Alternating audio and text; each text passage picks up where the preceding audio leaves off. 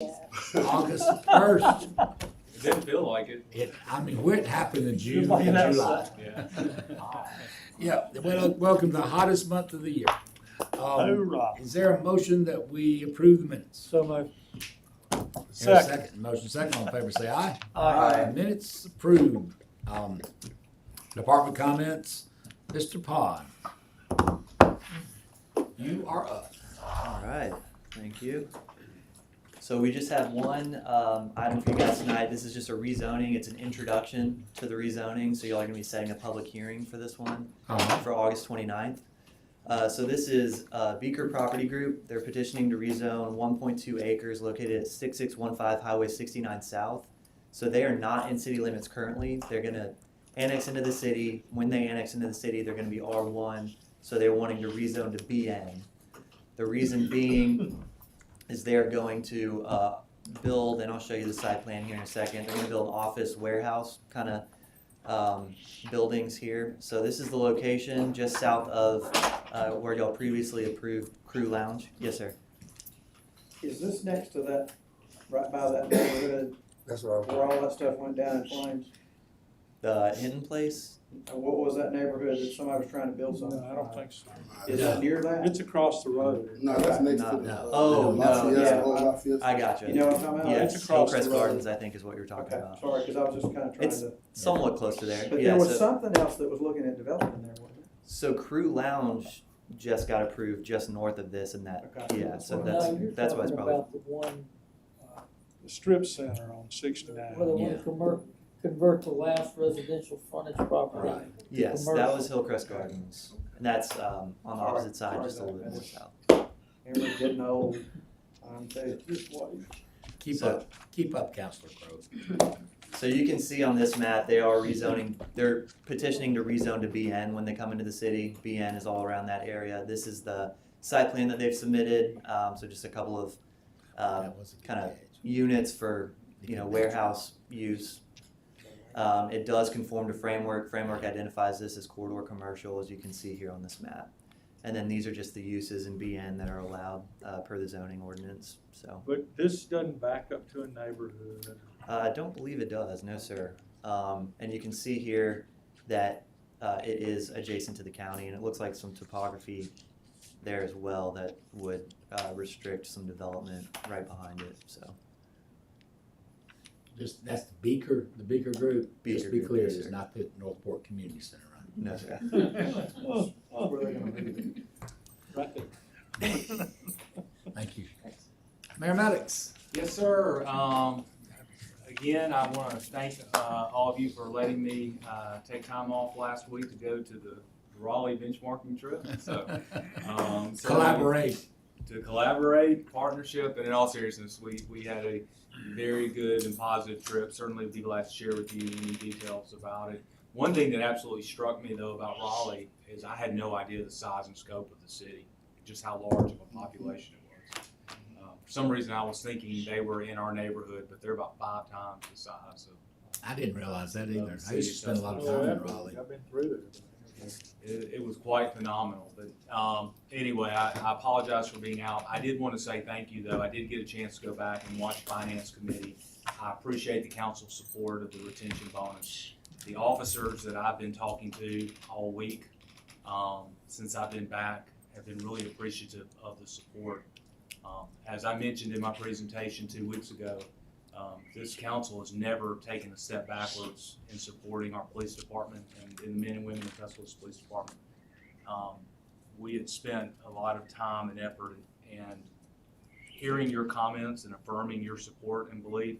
I appreciate it more than you know, but more importantly, the men and women of Tuscaloosa Police Department appreciate it. Beyond that, certainly everything we do revolves around our budgets. On August 15th, I want to thank Mr. Busby and Mr. Fell for rearranging a little bit of some schedules for allowing us to present our budget on Tuesday, August 15th, and we're going to present it in here as part of a committee. So it should be about an hour. Carly and her team have done a really masterful job this year with our budget presentation. So I feel very good about where we are and what we're going to be presenting to you.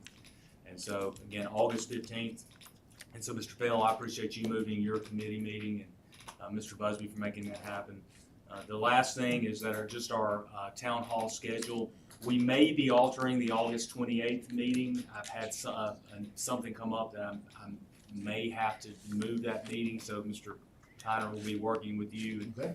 and catch taste. But the next two are on schedule and ready to go. Thursday, August 10th at TCTA, and then Thursday, August 17th at Skyland. These will be more of your traditional town hall meetings, so look forward to having both of those. And so the Thursday, August 10th is districts 1 and 2, and then Skyland is district 7. And certainly, but if you're from anywhere in the city, please feel free to attend. And we'll have more information on the Monday, August 28th. That's all I have. Okay, thank you, Mayor. Thank you. Kimberly, and thank you for, coming. And Alvin, let me say, and what I could say great things about both of you, but Alvin, I wish maybe we can one day have a seminar in how to treat the public. I mean, you're one of the very best that I've worked with, and I've been doing this a long time, as y'all all know. But your response time back to my constituents, even when the news is not great, nobody does it better, and I appreciate that. But it seems like what I asked Kimberly and have you today was, and I forwarded them to Kimberly, the problem we're seeming to have is the erratic or lack of consistency in the billing. That's why we'd like to talk to. Okay. So we just wanted to, I guess, start out with a little bit of an overview, just since the Water and Sewer Department is structured a little bit differently now than it was previously. So just to, I guess, kind of give an overview of the way that what makes up the water bill. You have the meter side of things. Hunter McJenkins is over the meter side of things, which is the meter reading, all the field activities. Then you have Alvin that's over the customer service side. So when people come in to pay their bills, when they have questions about bills and things like that, that's Alvin. And then Ashley Price, which is, she's on vacation this week, is over the actual billing side of it. And Ashley is really the one that kind of helps marry all of those pieces together now. And so if a lot of the times if there are billing issues that are related specifically to bills, like the backside of the programming, the things that happen, the interface with our billing company, with some of our larger meters that we have and things like that, she works with some of those accounts as well. So we just, there has been some delays in some of the bills, but most recently the one that people are talking about was in one of our cycles, and we have 10 cycles. And in that particular cycle, we have 10,000 customers. And of those 10,000, this actually affected about 2,000 of them. And basically it was, we lost communication between our fixed network software and billing. And so we normally pull those 2,000 people at the beginning of the reading of that cycle, and they ended up being at the end of the cycle. And so that particular bill for those folks were about 47 days instead of your typical 30 to 35 days. So that was the big issue with that one, and we have corrected it. We've tried to recreate the problem again. We can't make the problem recreate, so we feel like that we have completely fixed that issue. But I did want to point out, one of the things that we've been focusing on is reducing the number of estimated bills. So since, well, less than a year ago, so even in January and February timeframe, we were estimating approximately 6,000 meters a month. And most of that's due to damage meters. We've reduced that by over 1,000. So every month we're reading now 1,000 more meters than we were reading before. And then we've also, since January, have replaced over 900 damaged meters. So we're getting back to more of the proactive things that weren't necessarily happening prior to that. So we're really making a hard push for focusing on the accuracy of the bills and estimating less. And because of that, it's taking more hours in the field. So we are a couple days behind, or if like when in the extreme heat, we couldn't read as much, or when we have extreme rain and that kind of thing, you know, we can't read as much, and so we do get slower. But so we've made a big effort to, when bills come back, or when the meter readings come back and they don't seem quite in line, we're spending a little bit more effort in the field to try to get those corrected, so that when the bill comes out, it's actually correct, as opposed to just being estimated and being on time. What I've heard from, and ones I sent you, they're on fixed incomes and they've got it set up. I think that automatically pays their bill or something, and so it's not lining up to when their check comes.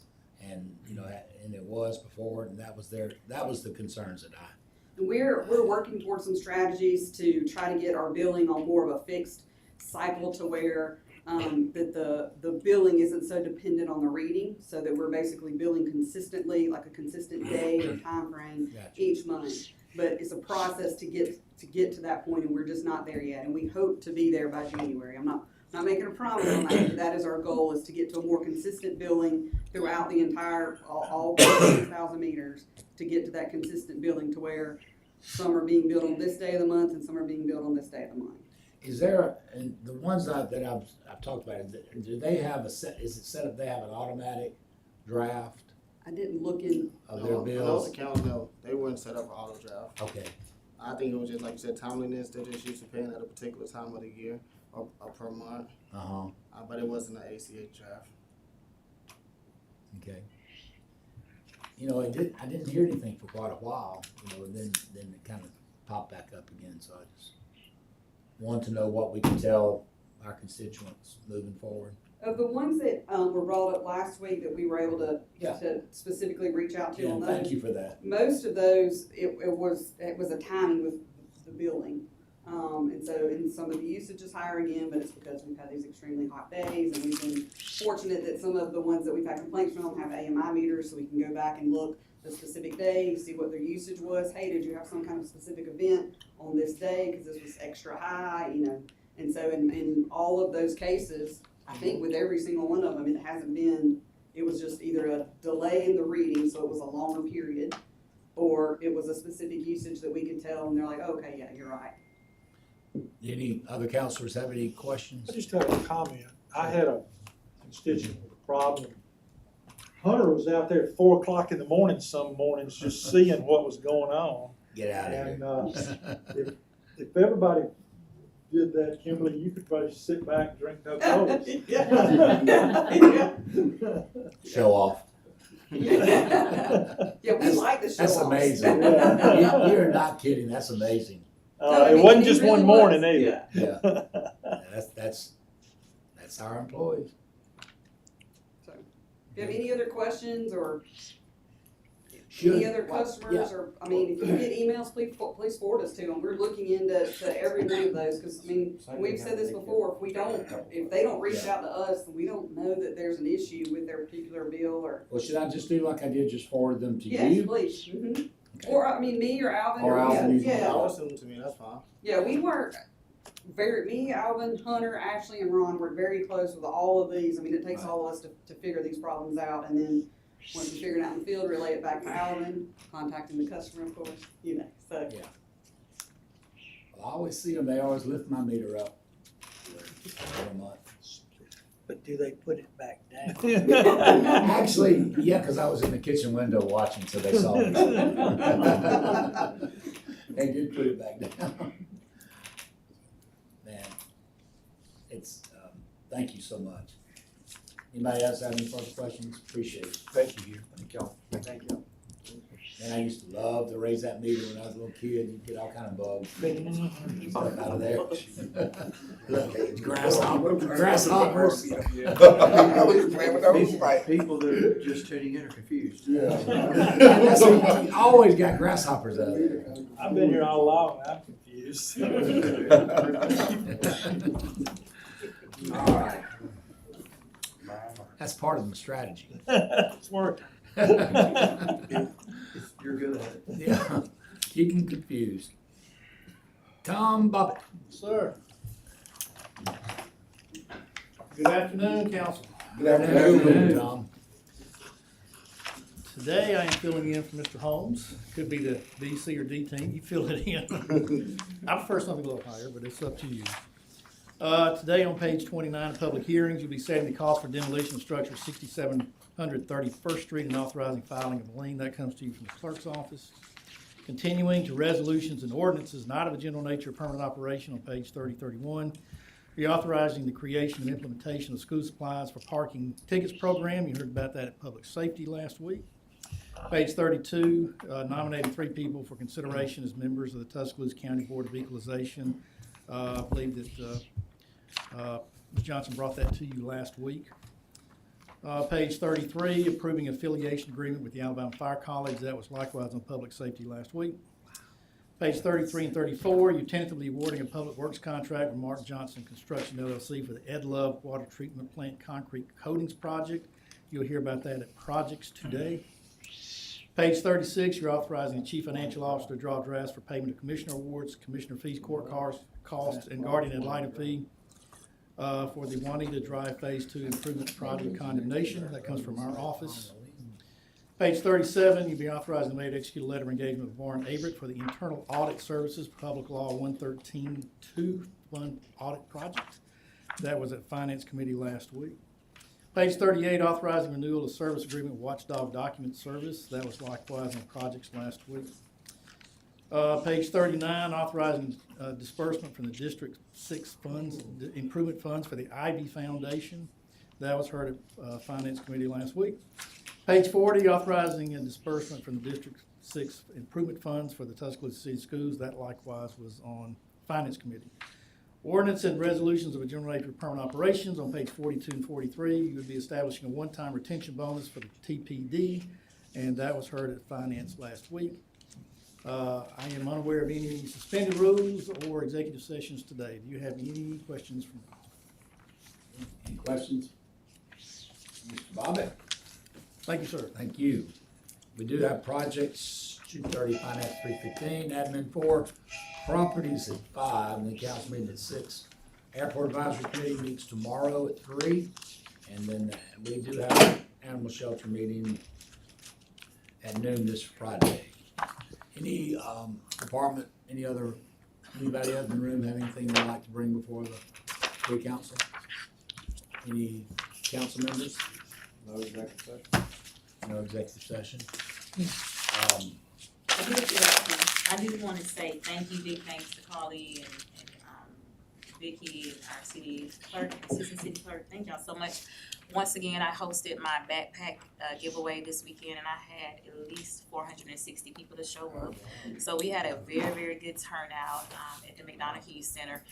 And OMG, it takes just thank y'all, Carly, Vicky, Lily, Brandy, everybody. Thank y'all so much, because it takes a lot to do a budget like that and host an event like that. But it was a great turnout. We had a lot of fun, and I'm looking forward to next year. That's right. Anyone else? All righty. Is there a motion that we adjourn? I move. All in favor,